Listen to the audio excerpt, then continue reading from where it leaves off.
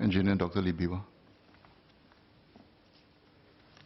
Mr. Speaker, sir, abuse cases are gaining more prevalence, not just in Singapore, but also globally. I hope it only means that more are seeking help. It is a basic human right to live in safety and freedom, free of fear from others. Those who deny this right must be severely dealt with. This bill comes shortly after the Vulnerable Adults Bill was passed last year. The stronger penalties proposed will strengthen deterrence measures against criminals who prey on vulnerable individuals. It is a testament to the government's resolve to protect victims against perpetrators of abuse. Aside from criminalizing and penalizing abusive behavior, we need to continue working hard on preventive measures. Just recently, in February, a couple involved in a high-profile maid abuse case was convicted and jailed. It was 3 years for the woman for a number of terrible deeds, including forcing the maid to drink water mixed with floor cleaner and making her pour hot water on herself. The man was jailed for 6 weeks for punching the maid. What drives them to do such things? Why did they treat another fellow human in such a despicable manner? Has any research been done on this to see how we can correct such behavior and get them to attend some rehabilitation while under detention? What is being done to ensure that their attitude is corrected? These include not just abusers, but abaters and those who repeatedly witnessed the abuse but did nothing. We also need to look out for those who fall through the cracks. Such examples will include elderly and mentally disabled people who are confined at home all day, and less educated foreign domestic workers who do not have a social network here and are confined to working at home most of the time. Also, some victims of domestic abuse refuse to seek help because they do not want the abuser to go to jail, which they feel will bring shame on the family. Some are financially dependent on the abusers. Others believe they can change. Therefore, we all need to look out for possible abuse cases amongst us and help the victims who might not want to seek help. Last year, I asked in Parliament how MSF can better assess risks of domestic abuse.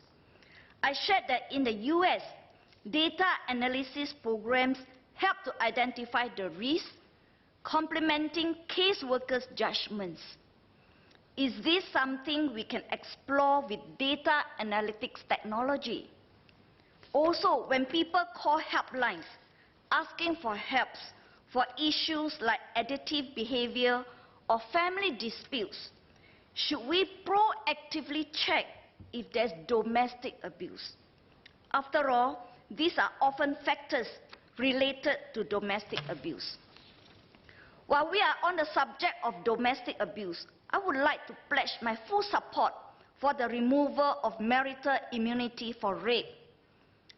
A marriage is a union of two individuals, and these individuals' personal rights should continue to be preserved and respected. Non-consensual sex is rape, and it must be treated as such. I acknowledge the concerns about difficulty in proving consent or lack of between a married couple, and this law may even be abused when parties are negotiating a divorce, for example. Can the authorities elaborate on how they intend to navigate this challenge? I'm also glad to see that the government is doing more to criminalize any action that could lead to sexual trauma to children, including exposing minors to pornographic material. There are some questions that beg solutions. Why are some minors on dating websites or open to dating adults? What are the underlying issues, and can we do something about it? There were also incidences whereby the minor initially rejected the predator's sexual advances, but still gave in to requests to send nude pictures or even met up with the predator, which then leads to rape. What is happening here? I'm very worried for our young girls and boys who put themselves in such dangerous situations. Is there a lapse in our sex education program?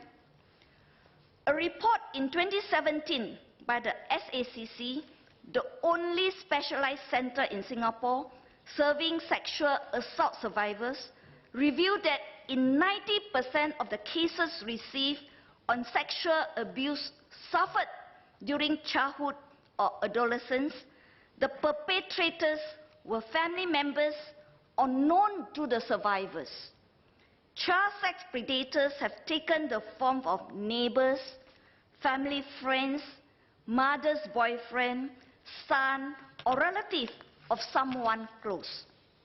I think in cases where parents have clearly disregarded their child's safety, and also when they ignore their child's claims of sexual abuse or clear signs of it, some action should be taken to hold up the parents or guardian for failing in their duty.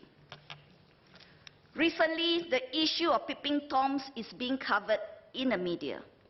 I'm glad to see that the bill specifically outlaws voyeurism and making, distributing, possessing, and distributing voyeuristic images and videos. This is a long overdue move.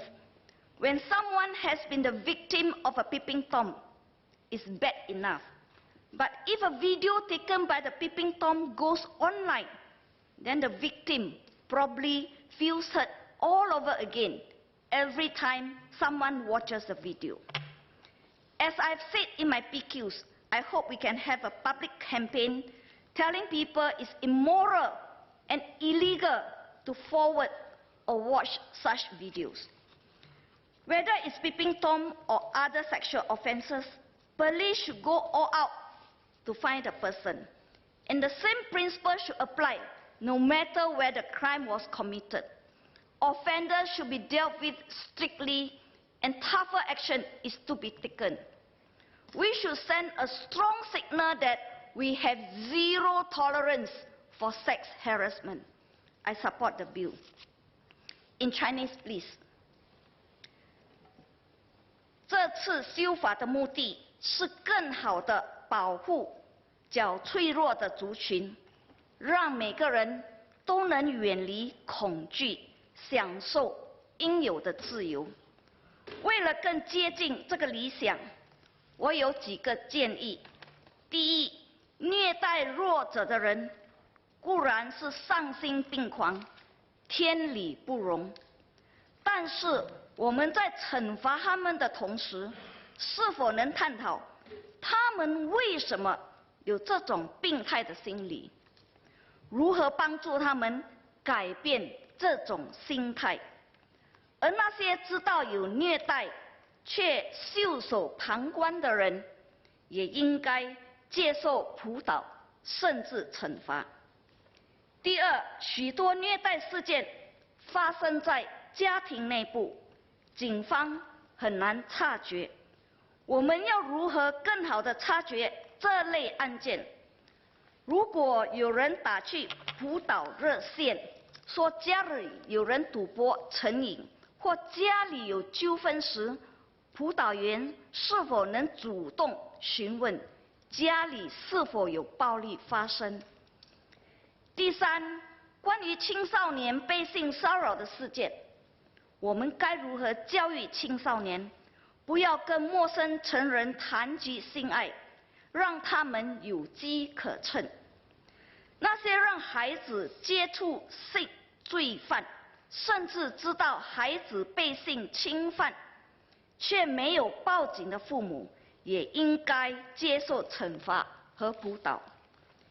第四，最近媒体都在报道有关校园偷窥的事件。这次法案加强对偷拍和转发或观看偷窥视频的惩罚，我很支持。我也请警方审视有条件警告这种做法是否允许罪犯重犯。希望这类罪案无论发生在哪里，警方都要认真调查，严厉惩罚。我们不能容忍任何性骚扰。我支持这项法案，谢谢。